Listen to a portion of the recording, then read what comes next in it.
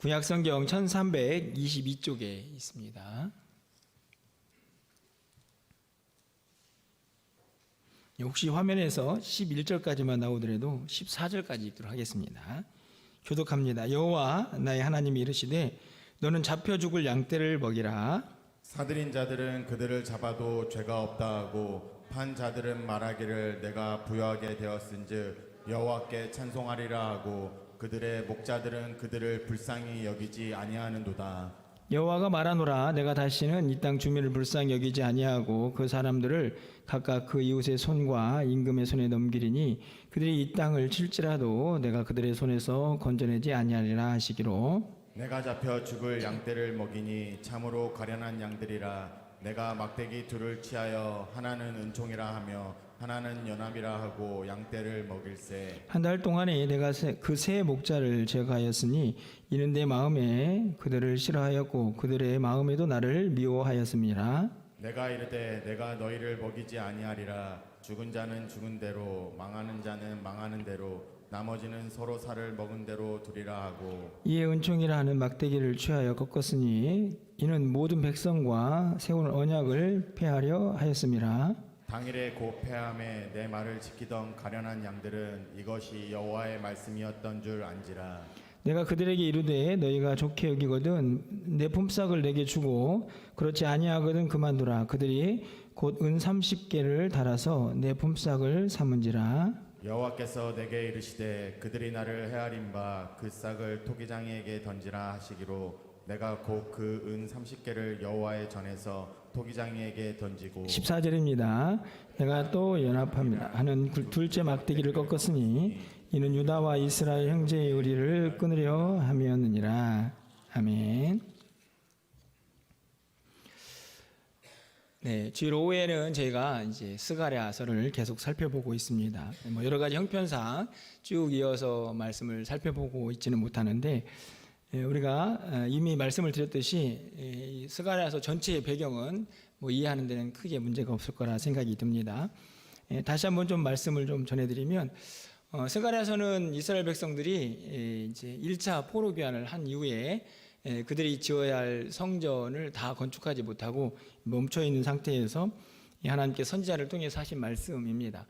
보통 이제 530년, 20년경 기원전이죠. 그때를 배경으로 쓰여진 말씀으로 이제 우리가 여겨지는데 다른 선지서처럼 일반적으로 앞에는 하나님의 심판이 나오고 뒤에는 이제 하나님의 회복에 대한 메시지가 담겨집니다. 그리고 그 회복에는 궁극적으로 이제 메시아 사상이 함께 이제 담겨지게 되는데 저는 오늘 본문도 그런 말씀의 연속이라고 생각이 들어집니다. 그런데 한 가지 좀 차이가 있다면 메시아를 통해서 장차 이 땅에 임할 하나님의 회복을 말씀하는 것이 이제 일반적인데 오늘 11장은 굉장히 좀 충격적입니다. 오히려 회복이 아니라 어떤 그 이스라엘 백성들의 악함을 그대로 드러내는 그런 모습들이 오늘 본문에 기록이 되어 있는데요. 오늘 본문을 통해서 한 500년 뒤에 일어날 예수님의 이 땅에서의 사역들과 그분의 십자가의 사건들이 어떻게 이루어져야 하고 또 이루어지고 있는지를 오늘 본문을 통해서 한번 예측하고 또 미리 살펴볼 수 있는 그런 시간이 좀 되었으면 좋겠다 하는 생각이 듭니다. 사실은 굉장히 예언적인 내용들이기 때문에 해석이 좀 다양하고 분분합니다. 그래서 저는 일반적으로 그냥 우리 정통적으로 해석하는 해석을 중심으로 오늘 말씀을 좀 살펴보면서 또 뒤에 비전 나눔의 시간이 있기 때문에 좀 함축적으로 오늘 본문을 좀 생각해 보려고 합니다. 오늘 본문은 크게 이제 세 부분으로 나눠져 있습니다. 제가 중간 부분만 읽었는데 첫 번째 1절부터 3절까지는 요단의 자랑이 다 무너지는 어떤 몰락의 시간들이 예언이 되어 있고 그리고 4절부터 14절까지는 목자를 세우셔서 하나님께서 그 목자를 통해서 목자가 사용했던 두 막대기가 끊어지는 모습으로 장차 이스라엘 백성들 가운데 임하게 될 그 위기를 잘 보여주고 있는 모습입니다.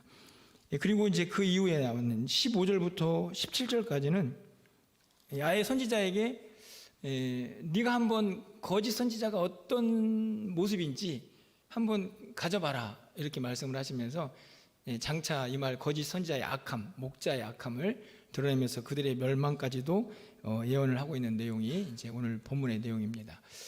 이제 구체적으로 이제 선지자에 대한 메시지가 있습니다. 선지자에게 하나님께서 목자가 되어봐라 이렇게 말씀을 하시는데, 이제 이 선지자를 그래서 장차 오실 메시아로 그렇게 이해를 하는 사람들이 이제 많이 있습니다. 그런데 그렇게까지 가지 않더라도 이 선지자가 장차 이스라엘 가운데 어떤 일이 벌어질지를 잘 보여주고 있다 하는 생각이 들어져서 오늘 말씀을 좀 함께 생각해 보려고 합니다. 1절부터 3절까지 말씀을 먼저 보면 여기에는 레바논의 백향목이 나오고 잣나무가 나오고 그리고 또 바산의 상수리 나무들이 나옵니다. 어떤 나무들이냐 어디에 있느냐 되게 중요하긴 하죠. 해석하는 사람들은 백향목은 좀 이제 고급 목재이기 때문에 이스라엘의 어떤 이제 고위층들, 지도자들을 의미한다 이렇게 말을 하기도 하고, 잣나무는 굉장히 일반적이기 때문에 이스라엘 백성들을 의미하기도 한다 이렇게 이야기합니다. 결국에는 그러니까 이스라엘의 고위층이든 아니면 일반 백성들이든 아니면 이걸 좀 넓혀 가지고 바산이나 레바논까지 얘기하니까 그 주변에 있는 강대국들도 상관없습니다. 모두가 다 소멸할 거다 이런 메시지죠. 근데 거기에는 이유가 하나 있습니다. 여러분 3절 말씀을 좀 가서 보시면 요단의 자랑이 쓰러졌다 이렇게 되어 있죠. 그러니까 여러분 요단은 말 그대로 요단강이거든요. 이제 강줄기를 따라서 당연히 이제 물이 있으니까 그 주변은 비옥할 수밖에 없는데, 거기 바산에 있는 상수리 나무도 바로 이제 요산 동편 땅의 풍요로움을 의미하는 그런 나무들입니다. 실제적으로 이 나무들은 사람들을 이제 의미하는데요. 그들이 다 무너졌다 하는 것이 이제 핵심인데, 그 무너짐의 가장 근본적인 이유가 뭘까 하면 이 자랑이라는 단어입니다. 요단의 자랑. 쉽게 말하면 사람들은 겉으로 보여지는 풍요 안에서 스스로 교만해지게 됩니다. 그래서 이렇게 내가 잘 살고 있는데 이렇게 생각할 때에 하나님께서는 그 자랑을 무너뜨리시는 하나님으로 그렇게 묘사가 되어 있죠. 결국에는 이스라엘 백성도 마찬가지입니다. 자기들은 스스로 이렇게 잘 살고 있다 생각이 들고 이곳저곳에서 풍요를 누릴 수도 있겠지만 결국은 지도자들이든 일반 백성들이든 하나님 앞에서 그 강팍한 마음들을 버리지 않으면, 그 교만을 버리지 않으면 언제든지 다 쓰러질 수 있는 존재들이다 하는 것을 오늘 본문이 가장 먼저 분명하게 드러냅니다. 사실은 이게 중요한 예언인 것은 이제 이후에 벌어지는 이제 이 4절부터 14절까지의 이제 메시지 때문인데요. 자, 그러면은 이 요단의 자랑, 그들의 교만이 그들의 모든 것을 불살라 버릴 것이다 하는 이제 이 예언의 말씀을 가지고 이제 하나님께서 구체적으로 이제 스가랴 선지자에게 너는 목자가 되어야 한다 하는 메시지를 한번 살펴보겠습니다. 자, 여러분 보시면 4절 말씀이 이렇게 기록되어 있습니다. 우리 4절은 함께 좀 읽어보겠습니다. 읽습니다. 여호와 나의 하나님이 이르시되 너는 잡혀 죽을 양떼를 먹이라. 이게 진짜 이제 어려운 이제 구절이죠.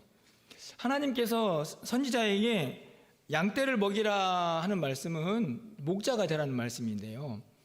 근데 그 양떼들이 어떤 상황에 놓여 있냐면 잡혀 죽을 양떼. 지금은 잡혀 죽지 않는데 곧 잡혀 죽을 양떼. 그러면 이런 질문이 생겨나죠. 곧 잡혀 죽을 건데 뭐하러 먹이십니까?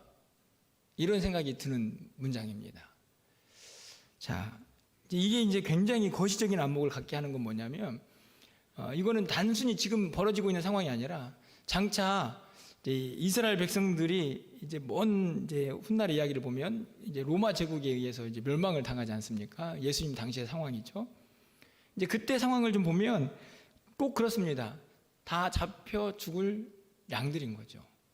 그러니까 지금 520년 정도의 시기에서 쓰여진 말씀이지만 이 말씀은 지금 신약 시대의 모습을 여러분 연상케 한다라고 해도 어렵지 않은 해석이 좀 더 오히려 쉬운 그런 접목이 좀 필요한 부분입니다. 어떻든지 간에 그렇게 멀리 가보지 않더라도 잡혀 죽을 양떼를 먹이라는 하나님의 말씀은 선지자에게는 굉장히 충격이었을 것 같습니다. 그런데 사실은 하나님에게도 굉장히 가슴 아픈 표현이기도 하죠. 왜 잡혀 죽어야 하는가? 근데 그들의 강팍함 때문이거든요. 저 위에 있는 그 자랑, 교만, 그것이 계속 유지된 상태에서 하나님을 떠나버린 그들을 하나님께서 결국에는 심판하시는데 그래도 먹여야 하는 하나님의 마음, 이게 여기 이제 다 담겨져 있습니다. 자, 그렇게 이제 양떼를 먹이게 됩니다. 선지자가 목자가 되어서요.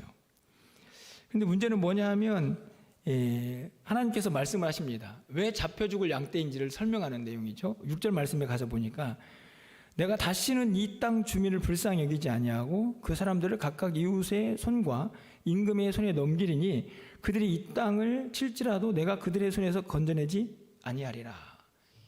이 말씀 때문에 잡혀 죽을 양떼가 되는 겁니다. 그러니까 하나님께서 보호하시고 인도하시고 살피실 때에는 그들이 하나님의 양으로서 잘 자라가고 세워져 갈 수 있지만 하나님께서 나는 더 이상 이제 이들을 내가 살피지 않겠다. 그 이유는 아까 얘기했던 것처럼 그 인간의 강팍함 때문인데 그 순간 그 선포가 선언되는 순간 이스라엘 백성들에게는 소망이 사라지는 것이죠. 그래서 잡혀 죽을 양떼가 되는 것입니다. 얼마나 비극적인 표현인지. 자, 이제 그 이후에 저는 보여지는 말씀도 마찬가지입니다. 그런데 7절 말씀 보면요, 선지자도 똑같이 이야기하죠. 내가 잡혀 죽을 양떼를 먹이니. 굉장히 중요한 표현입니다. 하나님께서 너 잡혀 죽을 양떼를 먹여라. 그러니까 선지자도 내가 잡혀 죽을 양떼를 먹이니. 하나님께서 그들을 떠나버리셨기 때문에 지금은 아니지만 장차 그런 일이 벌어질 것을 이제 예고하는 것이죠. 그런데 그 가련한 양떼들, 그렇죠. 얼마나 불쌍합니까? 지금은 먹이고 있지만 언제 잡혀 죽을지 모르는데, 그런데 그 양떼를 칠 때에 이 목자가 두 막대기를 가지고 있습니다. 어떤 그 막대기입니까? 하나는 은총, 하나는 연합. 그러니까 막대기 두 개를 보통 이제 이스라엘의 목자들은 양떼를 칠 때 막대기가 두 개가 있습니다. 하나는 이제 양들을 이제 가이드하는 막대기고 하나는 보통 이제 대적 사자 뭐 이런 짐승들을 물리치는 막대기거든요. 근데 어떻든지 간에 그 막대기가 인지는 알 수 없지만 두 막대기가 이름이 하나 있습니다. 은총, 연합. 근데 이게 굉장히 상징적이죠. 왜냐하면 그것이 나중에 다 꺾어지는 이제 일들이 벌어집니다. 자, 그러면 어디로 가서 보시냐면, 자, 10절 말씀에 가서 보니까요. 이에 은총이라는 막대기를 취하여 꺾습니다. 그런데 꺾으면서 그 꺾어지는 의미도 설명하고 있죠. 자, 이는 모든 백성과 세운 언약을 폐하려 하였습니다. 이 모든 백성은 열방에 있는 모든 백성들입니다. 이스라엘 백성들이 아니고. 이게 은총의 막대기가 꺾어진 거거든요. 그러니까 쉽게 말하면 은총은 은혜를 의미하는데 열방에 있는 모든 백성들 하나님께서 어떤 언약을 맺으시냐면 너희들은 내 백성들을 건드리지 마. 이렇게 언약을 맺었어요. 하나님께서 말씀하신 거죠. 그러니까 은혜입니다. 은혜. 그러니까 은총의 막대기죠. 근데 그게 부러졌어요. 꺾여졌어요. 그럼 무엇을 의미하느냐? 언약이 파기된 겁니다. 누구와? 열방과. 그럼 어떻게 되냐? 어떻게 되겠어요? 이 열방들은 아싸! 기회는 이때다! 하고 우는 사자처럼 달려들어서 이스라엘을 먹게 되는 거죠. 그래서 잡혀 죽을 양떼가 되는 것입니다. 이스라엘 백성들의 미래죠. 실제적으로 로마 제국이 이스라엘 백성들을 얼마나 비참하게 만들었는지 여러분 기독교 역사를 보면 알 수 있습니다. 우리 성경에서는 그냥 로마의 속국으로 그냥 신약 시대가 시작되지만 아주 비극적인 역사가 벌어지거든요. 그 모습을 상상해 보면 잡혀 죽을 양떼. 근데 왜 그들이 쳐들어와서 이스라엘 백성들을 그렇게 무너뜨리고 고통스럽게 하느냐? 하나님께서 은총의 막대기를 부러뜨렸기 때문이다 하는 것을 오늘 본문이 가르쳐 줍니다. 이해가 되시죠? 그럼 또 다른 하나 막대기가 있습니다. 어떤 막대기인가요? 연합의 막대기. 저 혼자만 막 열심히 설교를 하고 있는 것 같은데 잘 듣고 계시죠? 굉장히 어려운 본문인데 굉장히 쉽게 설교하고 있다 생각해 보지만 여러분의 표정은 그렇지는 않네요.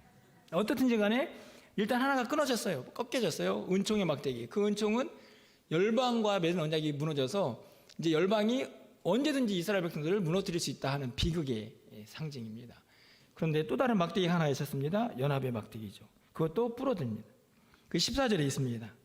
자, 14절 말씀은 여러분이 혹시 조시는 분이 계실까봐 함께 읽어보도록 하겠습니다. 읽겠습니다. 내가 또 연합이라 하는 둘째 막대기를 꺾었으니 이는 유다와 이스라엘 형제의 의리를 끊으려 함이었느니라. 자, 연합의 막대기를 꺾었습니다. 이것도 상징이 분명히 있죠.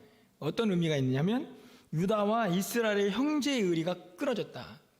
쉽게 말하면 이 동족인데 그 동족끼리 의리가 있을 거 아닙니까? 그래도 물론 이미 뭐 남과 북이 갈라져 있었고 그렇게 다 무너졌지만 그럼에도 불구하고 우리는 한민족이야. 우리가 서로 도와야지 이런 생각을 할 수 있는데 그것마저도 기대할 수 없는 세상을 예고하죠. 서로 앙숙이 되어버리는 그 연합의 막대기가 부러진 꺾어진 상태를 의미합니다. 그러니까 여러분 보십시오. 장차 이스라엘 백성들 가운데 이 말 잡혀 죽을 것 같은 이스라엘 백성들의 모습은 결국은 다른 데서 생겨나는 게 아니고 바로 이 은총과 연합의 막대기가 꺾어지면서 그들이 무방비 상태가 되어버려요. 어떤 누구도 도와주지 않는 그 이유는 다른 데 있지 않습니다. 하나님께서 그들을 버리셨기 때문입니다. 매우 충격적인 사건이죠. 그런데 그 이유가 잘 나타나 있습니다. 그 이유가 이제 우리가 잘 알고 있는 바로 예수님의 십자가 사건을 가능케 했던 가룟 유다의 사건을 떠올리게 하는 본문이죠. 그래서 여러분들이 이제 가룟 유다 이야기를 할 때면 이 본문이 자연스럽게 인용이 되는 것입니다. 바로 12절부터 13절에 있는 말씀입니다. 자, 이렇게 열심히 잡혀 죽을 양떼를 가련하지만 하나님 명령하셔서 먹이고 있습니다. 하지만 두 막대기는 이미 부러졌고, 그러게 이제 그런 상황에서 이 선지자가 목자이지 않습니까? 그들에게 묻습니다. 야, 내 품삯을 한번 먹여봐라. 쉽게 말하면 내가 지금 하고 있는 이 일에 대해서 여러분들이 대가를 한번 지불해 보십시오라고 묻죠. 그게 바로 12절 말씀입니다. 내가 그들에게 이르되 너희가 좋게 여기거든 내 품삯을 내게 주고 그렇지 아니하거든 그만두라. 그들이 곧 은 30개를 달아서 내 품삯을 삼았다. 여러분 은 30개 뭔지 아시죠? 누가 떠오릅니까? 가룟 유다가 떠오릅니다. 은 30개. 그러니까 목자 지금 이게 스가랴 선지자거든요. 스가랴 선지자가 이제 양떼를 지금 이제 가련하지만 곧 잡혀 죽을 거지만 치고 있지 않습니까? 그렇게 그들에게 묻습니다. 내가 지금 너희들 목자의 사명을 감당하는데 내 품삯을 한번 먹여봐. 그랬더니 은 30개를 준 겁니다. 여러분 은 30개가 뭘 의미하죠? 구약 성경의 이제 출애굽기를 보면 은 30개는 노예의 몸값입니다. 노예의 몸값. 그러니까 지금 이 이스라엘 백성들이 이 목자의 사명을 감당하는 선지자를 어느 정도로 대우하는 거죠? 뭘로? 종 취급하는 거죠. 내가 품삯을 준다면 당신은 이 정도면 충분합니다. 너무 비극적인 사건입니다. 선지자가 말이 안 됐다 싶은 거죠.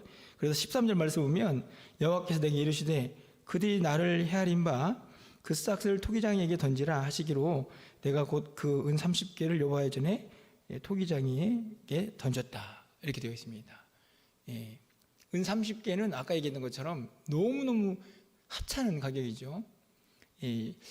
조금 약간 이제 다른 성경을 보면 좀 조롱어 섞인 그런 표현들도 나오긴 하지만 어떻든지 간에 종의 몸값이기 때문에 선지자에 대한 대우는 절대 아닙니다. 결국 은 30개를 받았는데 하나님께서 그냥 토기장이에게 던져라. 이렇게 토기장이에게 던져지죠. 근데 여러분 이게 지금 굉장히 비유적인 이유는 뭐냐면 그대로 그 이 모습이 어디에서 이루어집니까? 바로 여러분 가룟 유다의 사건에서 그대로 일어나거든요. 여러분이 알다시피 여러분 가룟 유다가 예수님을 얼마에 팝니까? 은 30에 팝니다. 은 30에. 자, 은 30에 팔고는 어떻게 했을까요?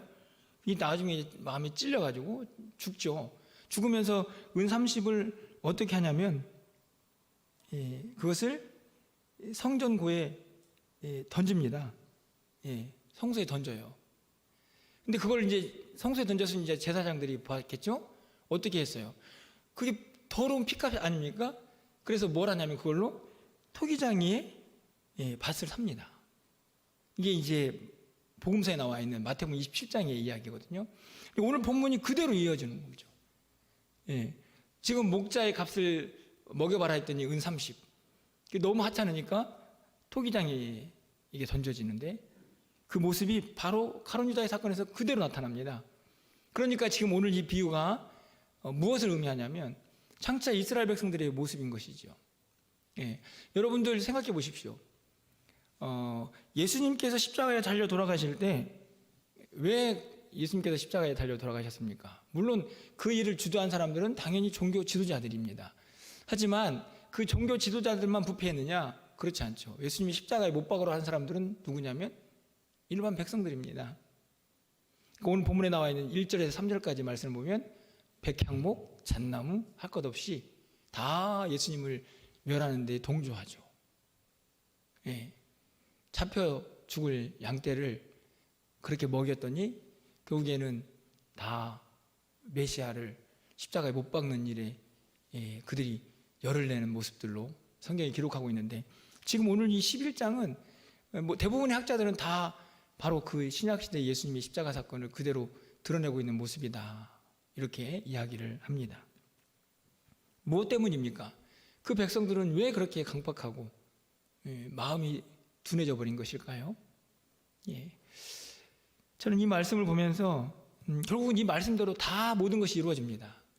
로마 제국이 멸망을 하면서 이스라엘은 엄청난 고통을 당하고 정말 잡혀 죽는 양떼처럼 무참한 학살을 당하기도 합니다. 그리고 그들은 또 그 땅에 소망으로 오신 메시아를 거침없이 십자가에 못 박고 근데 그 이야기가 이미 500년 전에 다 예언이 되어 있는 것이죠. 무엇을 의미합니까? 야, 인간이 얼마나 강팍할 수 있는지. 그들이 백항목이든 잣나무든 그들의 그 자랑과 교만은 뭐 그냥 이 땅에 오신 진짜 목자이시고 메시아인 예수님도 거침없이 십자가에 못 박을 수 있는 존재들인 것을 우리는 보게 됩니다. 그런데 안타까운 것은 뭐냐면 그 강팍함 때문에 하나님께서 그들을 보호하시고 먹이시고 살피셨던 그 막대기를 거두셨다는 것이죠. 물론 완전히 거두시는 않으셔서 이 땅에 메시아를 보내시는 분이 우리 하나님이시지만 오늘 제가 1, 2부 때도 설교를 하지 않았습니까? 하나님께서 거두시면 떠나시면 그 백성들은 보호를 받을 수가 아예 없습니다. 저는 오늘 본문에서 여러분 좀 깨달았으면 좋겠다고 생각이 드는 것은 우리도 마찬가지입니다. 여러분들 지금 저는 항상 그런 생각합니다. 우리가 이만큼 살 수 있는 것은 하나님의 두 막대기가 우리를 보호하고 계십니다. 은총의 막대기, 연합의 막대기. 우리가 성도 간에 가족 간에 의리도 지키고 믿음도 지키고 함께 협력하는 것이 저는 연합 아닙니까? 뿐만 아니라 이 땅에 있는 수많은 대적들로부터 하나님께서 은총의 막대기로 보호하시니 우리 대적들이 우리를 마음대로 짓밟지 못하는 것이죠. 근데 그게 부러지는 순간, 꺾어지는 순간 우리는 걷잡을 수 없는 절망으로 빠져들게 되는 것입니다. 그리고 오늘 본문에서 저는 좀 하나님의 은혜를 좀 생각할 수 있는 우리 모두가 되었으면 좋겠다 생각이 들고 또 한 가지는 절대로 강팍해져서는 안 된다 하는 것입니다. 오늘 제가 1, 2부 때도 말씀드렸지만 하나님의 영광이 떠나는 순간 우리에게는 소망이 없기 때문입니다. 다시 한번 이 말씀 안에서 우리가 조금 더 진짜 목자 되신 그 주님을 더 의지하고 그분의 은혜 안에 나아갈 수 있는 그리고 항상 감사하며 살았으면 좋겠다. 여전히 그 은총의 막대기, 연합의 막대기가 우리를 먹이시고 안위하고 계시기 때문입니다. 그 믿음으로 여러분이 이 한 주간도 살아갈 수 있기를 소망합니다. 우리를 좀 잘 살피면서 이후에 나와 있는 이 15절부터 17절까지 말씀은 하나님을 떠나서 악한 목자로 서 있는 모든 이들을 결국은 다 멸망하실 거라 하는 약속의 말씀이 거기에 포함이 되어 있습니다. 여기는 뭐 그렇게 이해하기 어렵지 않으니까요. 어떻습니까 여러분들, 오늘 말씀을 통해서 우리가 인간적인 교만함이나 강팍함 때문에 하나님께서 우리를 먹이셨고 우리를 또 인도하셨던 이 두 막대기를 꺾는 일이 없도록 우리가 더 겸손하고 더 하나님의 은혜에 감사하면서 그 하나님의 보호하심 안에서 하루하루 살아갈 수 있기를 간절히 소망합니다. 은총의 막대기, 연합의 막대기가 이 한 주간 여러분의 삶과 또 올 한 해 우리의 모든 삶 가운데 늘 함께 하시기를 주님의 이름으로 간절히 축원합니다.